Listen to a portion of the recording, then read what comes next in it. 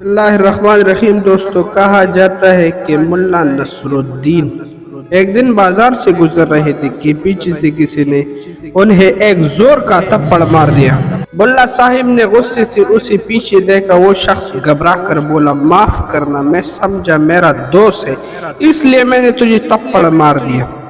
ملا نے کہا، نہیں، چلو عدالت چلتے ہیں، جج صاحب کے سامنے اپنا مدعا پیش کرتے ہیں۔ وہ دونوں چلے گئے عدالت اور جج کے سامنے اپنا مدعا پیش کیا۔ جج نے اس شخص کا خوف دیکھ کر کہا، تم تھپڑ کی قیمت دو گے یا ملا صاحب تم کو بھی تھپڑ مارے؟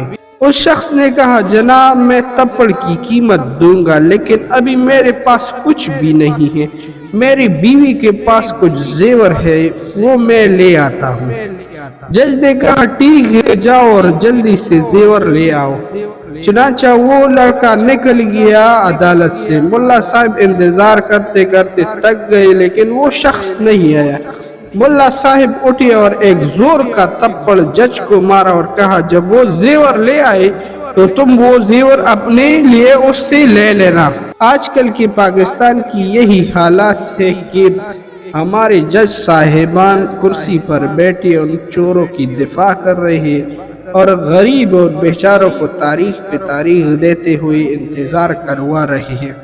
معزز عدلیہ سے یہ درخواست ہے میرا کہ چوروں اور بدعنوانوں کو اتنی چوٹ نہ دے، یہ نہ ہو کہ کسی دن عوام بھی ملا نصر الدین بننے پر مجبور ہو جائے اور ان سب عدالتی ججوں کو ایک ایک تھپڑ رسید کرے۔ والسلام۔